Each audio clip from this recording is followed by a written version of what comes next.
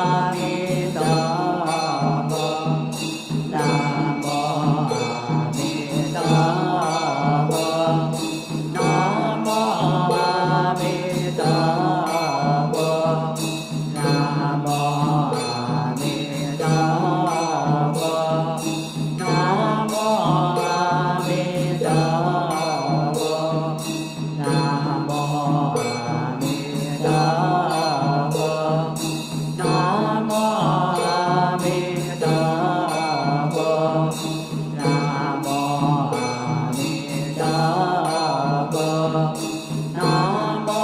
A Di Đà Phật. Nam mô A Di Đà Phật. Nam mô A Di Đà Phật. Nam mô A Di Đà Phật. Nam mô A Di Đà Phật. Nam mô A Di Đà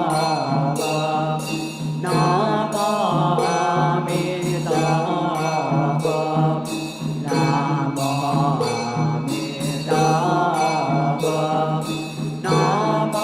A Di Đà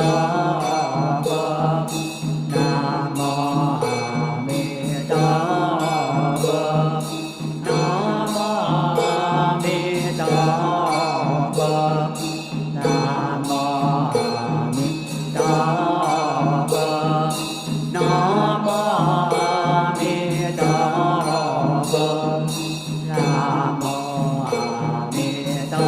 Đà Phật. Nam mô A Di Đà Phật.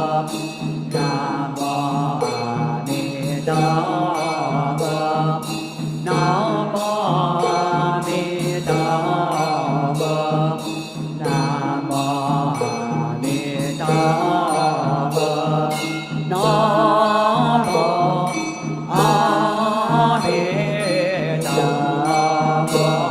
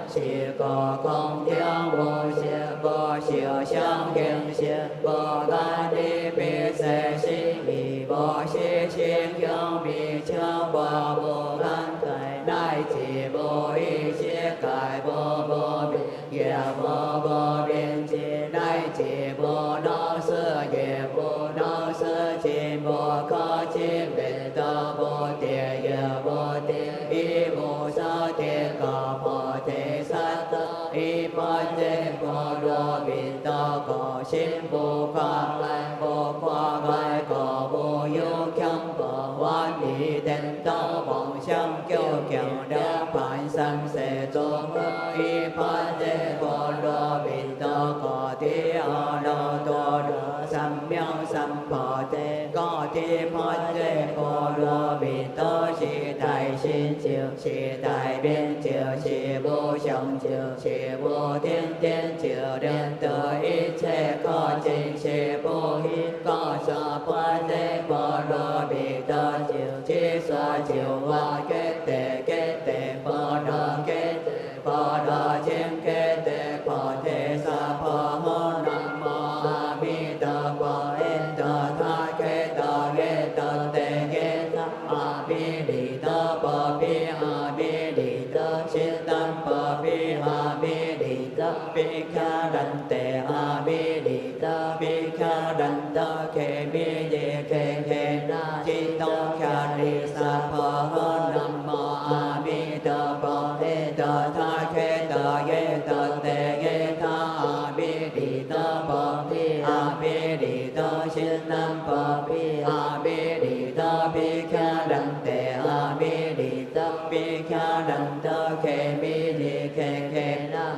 tơ kha đi sa phật hô nam mô a di đà phật tờ tha khe tờ ghê tờ tệ ghê tha a di đà phật a di đà chiết tâm phật a di đà bi kha đảnh tệ a di đà bi kha đảnh tờ khe bi ye khe na chi tông kha đi sa phật hô nam mô a di đà phật tờ tha khe tờ ghê tờ tệ ghê tha a di đà phật a di đà chiết tâm phật a di đà bi kha đảnh tệ a di đà bi kha đảnh tờ khe bi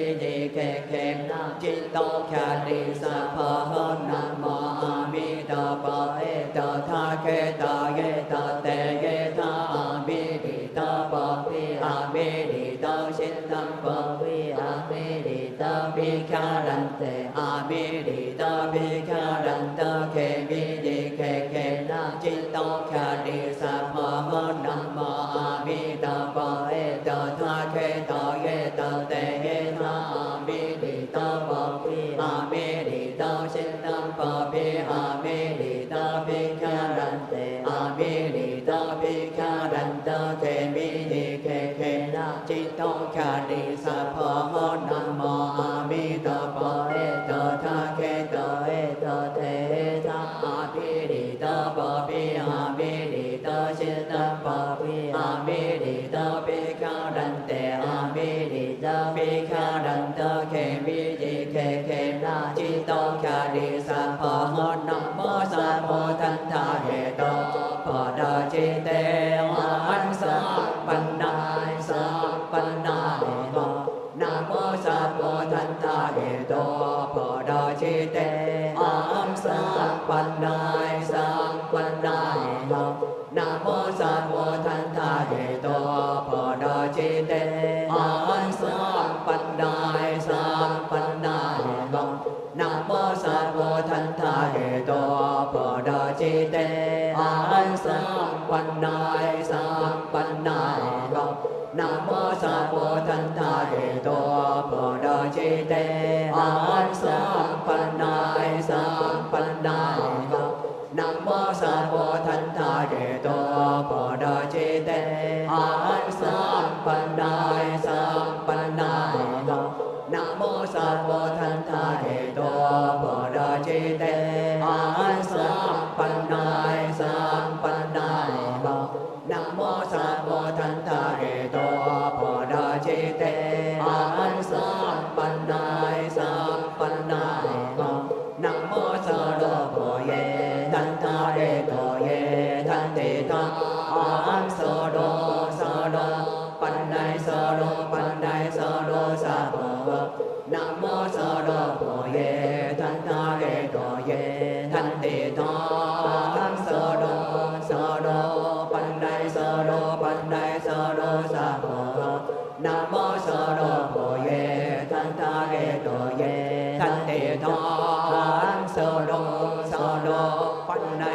โลปันไดสโลสะภะคะนะโมสโลโพเยทันทาเกโตเยทันเตทังสโลปันไดสโลปันไดสโลสะภะคะนะโมสโลโพเยทันทาเกโตเยทันเตทังสโลปันไดสโลปันไดสโลสะภะคะนะโมสโลโพเยทันทาเกโตเยทันเตทังสโลปันไดสโลปันไดสโลสะภะคะนะโมสโลโพเยทันทาเกโตเยทันเตทังสโลปันไดสโลปันไดสโลสะภะคะอังเกเกนองสัมปะปังปะเจโนยหงอังเกเกนองสัมปะปังปะเจโนยหงอังเกเกนองสัมปะปังปะเจโนยหงอังเกเกนองสัมปะปังปะเจโนยหงอังเกเกนองสัมปะปังปะเจโนยหงอังเกเกนองสัมปะปังปะเจโนยหงอังเกเกนองสัมปะปังปะเจโน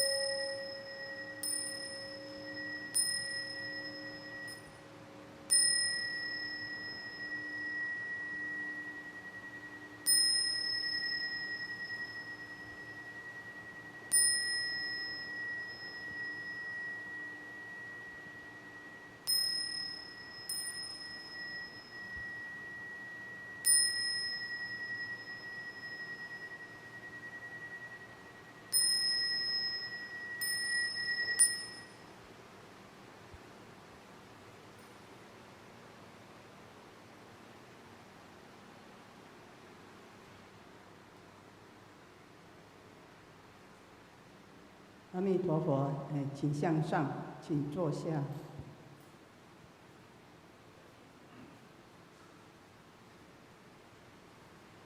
如果很急的人哈，可以自己默默离开哈。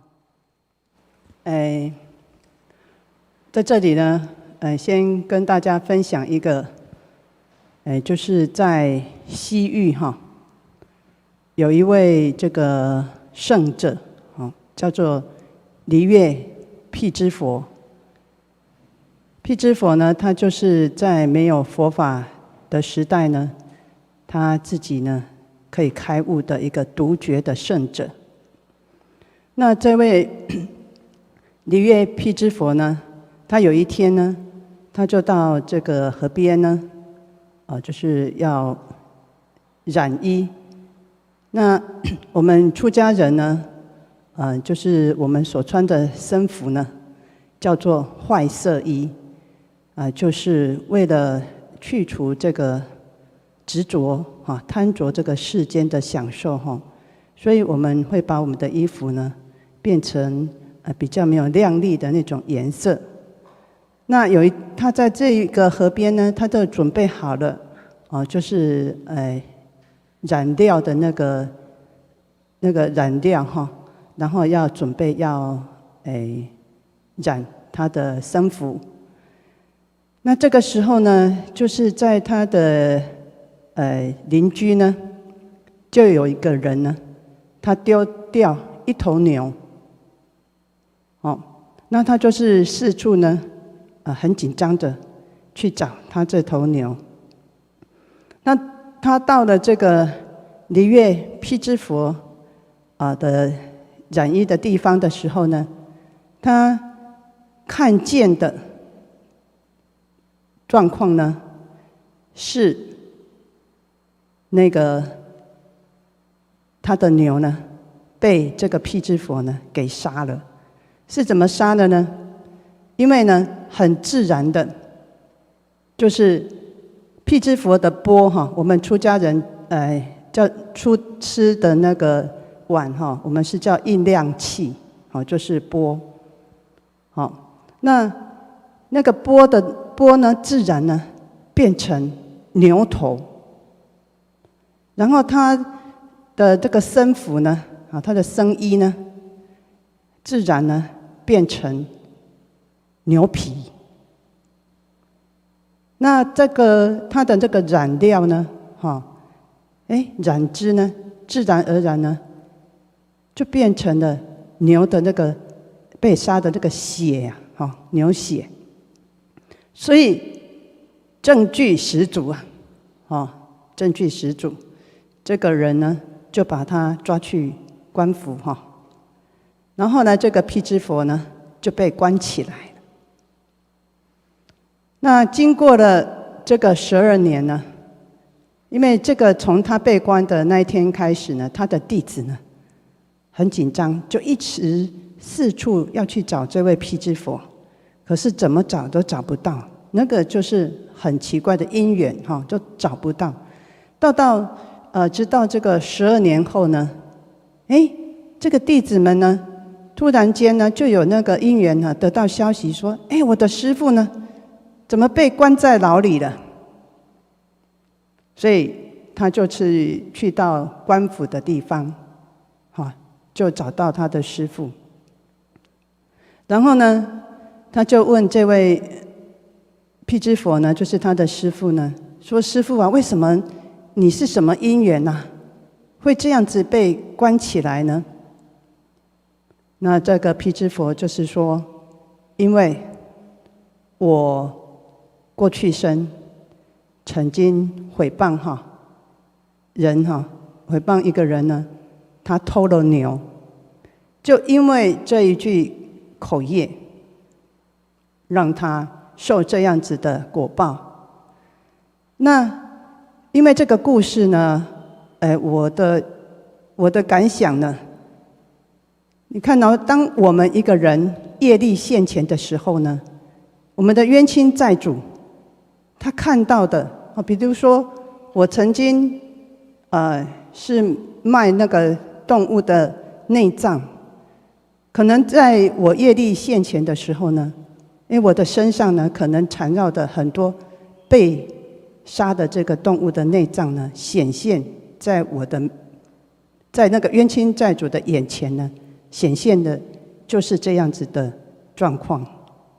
所以呢，我们造什么业呢？那个印记呀，就在我们的身上。那在前几天呢，就是有一位从地狱上来的众生，他说他刚出来的时候是整个喉咙啊，整个嘴巴很痛苦。后来了解了以后，原来他是在地狱是受这个吞铁丸的这个果报。然后呢，我们就是询问他说，为什么呢？你会受这样子的果报呢？他就说，因为呢，他在当人的时候，他曾经当这个一个小小的地方官，那个地方官就是大概像我们现在的里长啦，这个村长这一类的。那因为平时呢，百姓呢，如果丢了一头牛啦，或者是丢了一只鸡，都会来找这个地方官呢，来申诉，希望他能够主持公道。那这个地方官呢，他觉得说，他一辈子呢很清廉就是他也没有贪百姓的，因为他当官，然后他贪了百姓的什么东西或什么钱财，他自己觉得他很清廉。可是呢，就是有一个习性就是他只要认为他是对的，他认为他是对的，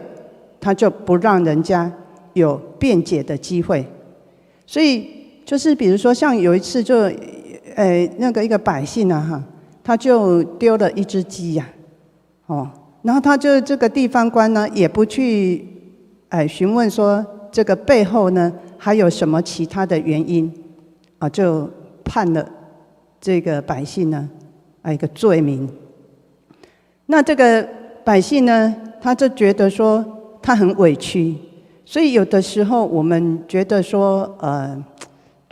我们有一个正义感自己觉得我是对的，或者是我看到的就明明那个人就是不对的，然后呢我们只是看到一面，只有看到一面，然后就去指责别人，所以说那个百姓呢，心里就很怨恨，所以他因为类似这样子的案例他就是常常在这个言辞上得理不饶人，然后也没有让人家有辩解的机会，或者是说，他觉得他很正义感，只要人家犯一点错，就要马上就要去指责别人，让人家觉得很难堪，所以因为这样子的因缘呢，他就等于说就是到死了以后，就到了地狱呢，吞铁丸。那我们往往呢，在生活上，有的时候我们的家人之间，可能夫妻之间呢，或者是说我们跟孩子之间呢，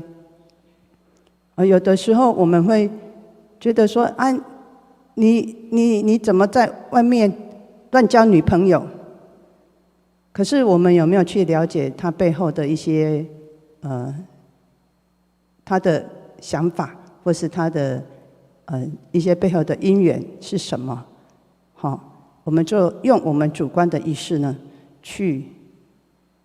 指正，或是说去指责。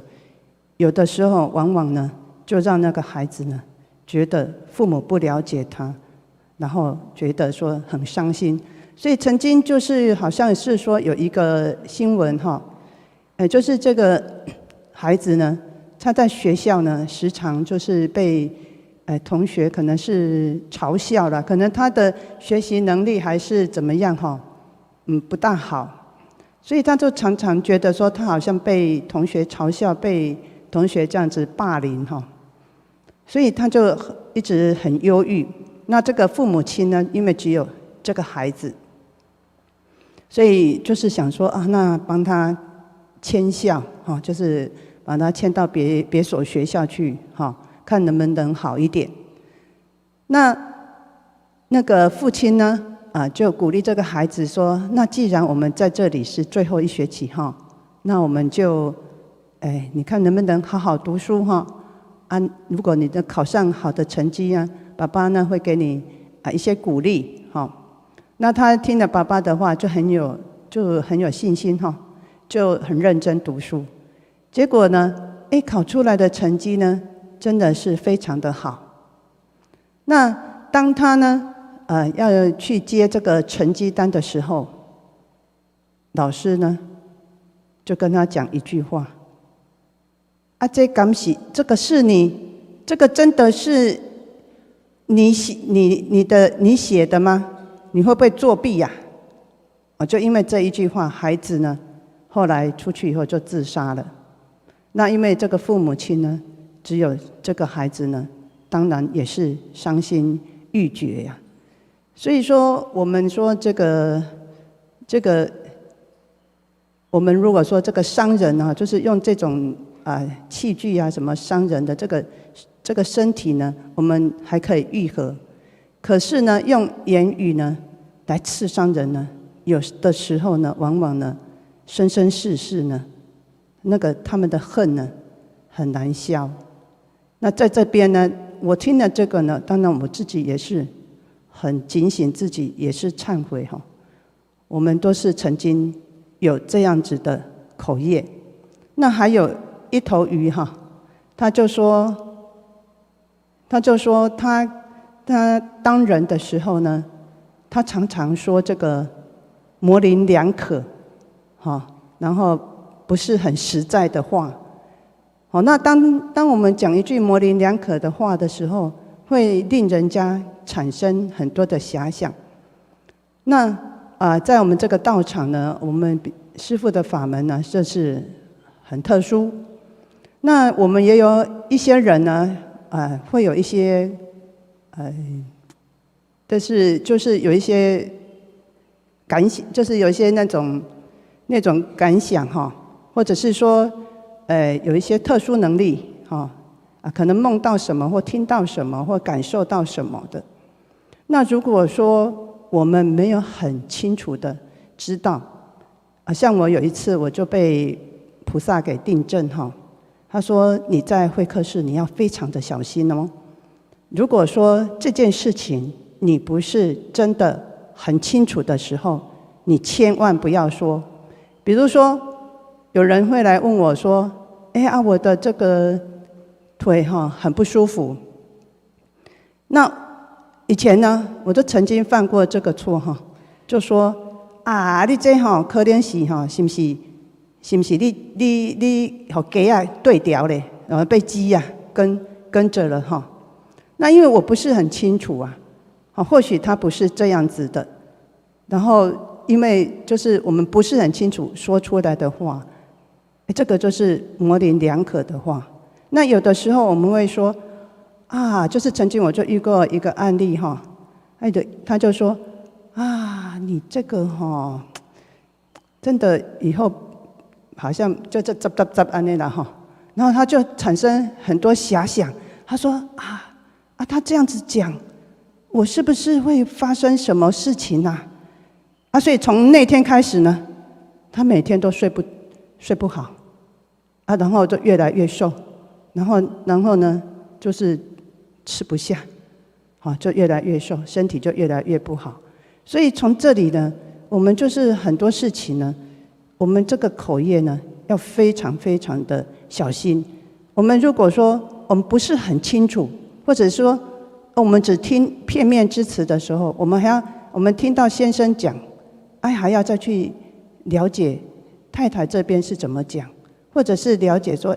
背后他的原因是什么那如果说我们真的不清楚，那就干脆不要讲，就是宁可不说，也不要说错话那这个是我因为这几天呢这样子的有接触到这些众生的这些善知识的这些出来的这种给我们的教导我的一些感触跟大家分享。好，请站起来。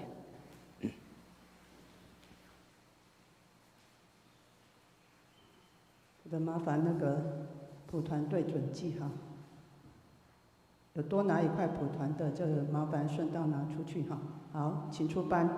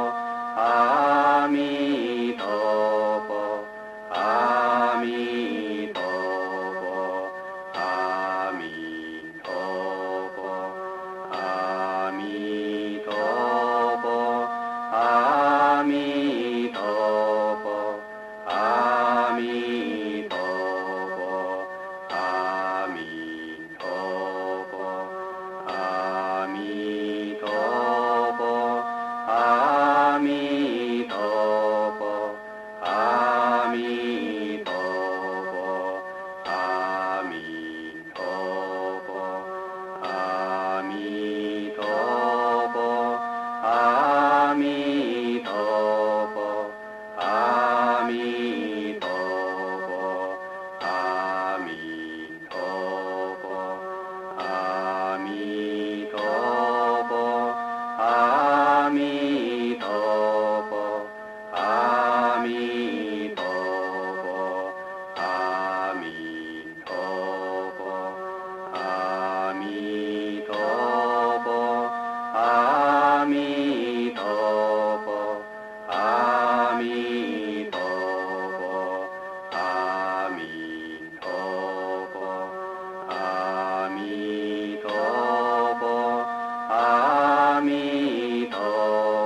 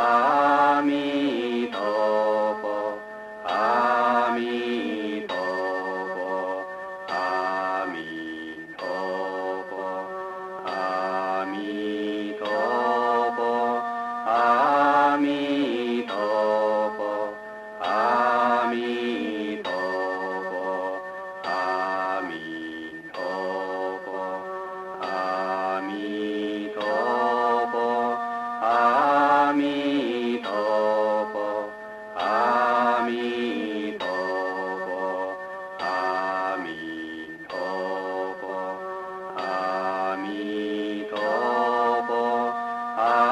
弥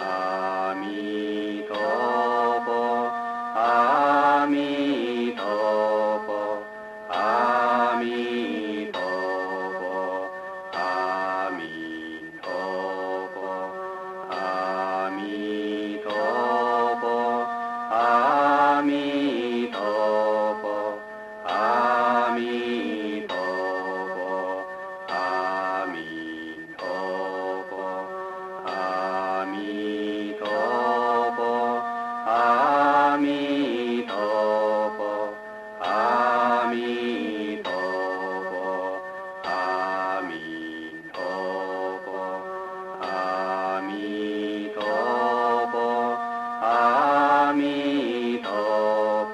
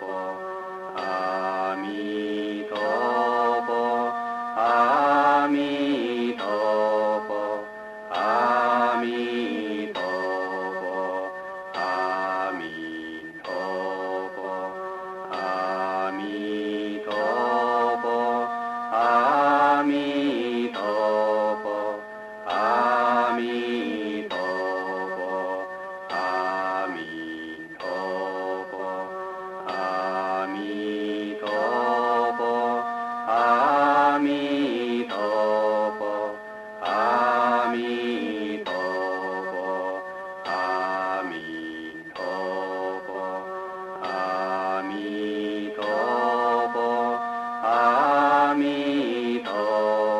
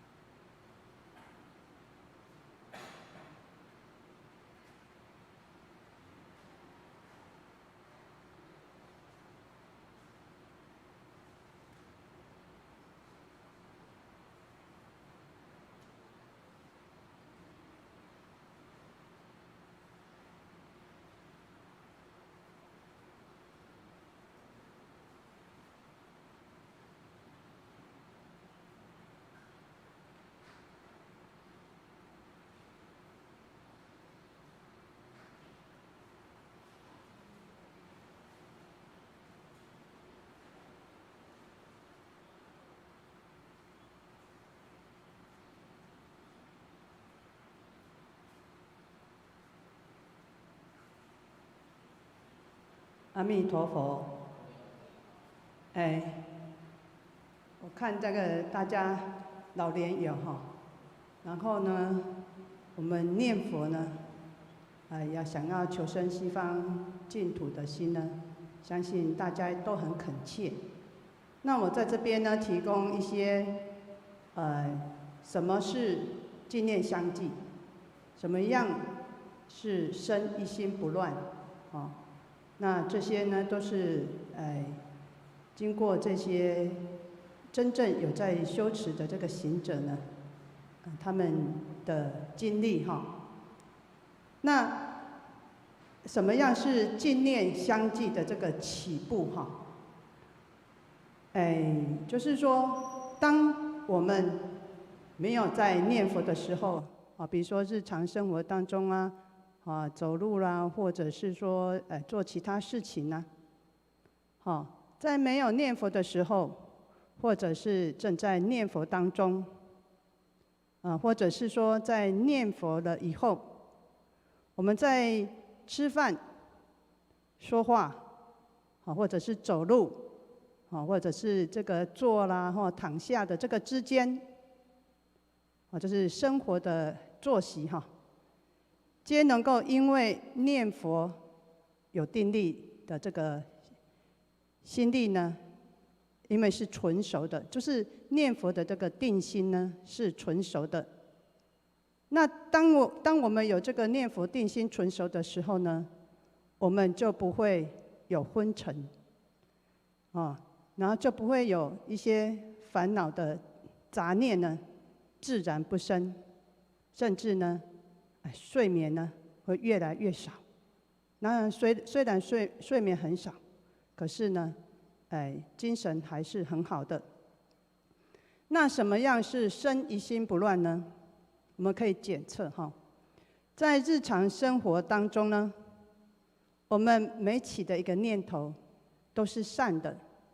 我们这几天在分享一些口业啦、杀生种种的，这些呢，就是说我们每一个念头，看到一个不如意的事情，我们也是用善的来去转化它。那没有恶口、两舌、妄语，挑拨、是非、争斗、嫉妒，或者是小心眼、好面子，或者是想要巴结、奉承人家、攀缘的、争名夺利的这种不善的意念升起呢？没有这样子的意念升起呢，我们每一念都能够因为念佛的定心纯熟，而有这些纯善之念，没有这些不善之念呢，那我们大概就是说有进入这个生一心不乱的境界。那我们在静中念佛就是在安静的就像现在这样子，我们大家静静的在大殿不是在动中念佛哈。那在静中念佛的时候呢，不能够自然没有昏沉，或者是精神不济想睡觉，会觉得说好很懒啊，不想念佛，或想到某件事情呢，我就想要发脾气呀，或者是起贪念呐，或者是说在念佛当中就是怎么还没有结束啊，这些啊，或者是说我们久坐的时候呢，就会觉得说脚麻啦然后身体好像哪里就是很不舒服，然后就会很勉强的要再把佛号给把它拉回来，如果说有这样子的话，这样子就不能进入生一心不乱的净念相继。那还有呢，我们进行者，就是我们这些念佛的人，我们的身心磁场，身心磁场就是地、水、火、风四大，加上空跟识六大能量，没有因为念佛而转换升华，然后不同于，因为我们这个是胎身，我们这是胎身嘛这个肉身不能因于这个胎身的这磁场的光明分子，就是我们要因为念佛而能够转换升华，我们这个胎生磁场的因为这个胎生磁场能够产生这个光明分子哈，然后精神能量没有因为念佛的转换而提升，绽放出祥和、庄严、神采奕奕的光明就是我们在念佛当中，念一念，我们每天念佛，然后我们可以绽放出祥和什么事情都很慈悲、祥和庄严、神采奕奕的光明。好，那如果因为这样子不能一点一滴的在念佛当中一点一滴的显发开展，好，然后很坚固的能够有这样子的光明，所以人在念佛之中呢，还是会有昏沉、慵懒、精神不济，久坐气色不通，不能挺直，不能集中心念的这些杂念的这些念头，这个就是我们这个时候就要自我检讨、反省。是不是我在念佛的时候，我是不是有什么宿业障，或者是说我的身体是有什么问题吗？是体弱多病的问题吗？还是我平常用功不够？还是我的知见呢？是不是有所偏差？我还是很执着，没有把这个空性的这个理念呢，用在我们的生活上而念佛，然后因为这样产生不能升华，然后转换于变成念佛的光明分子，这些都是要我们值得反省的部分。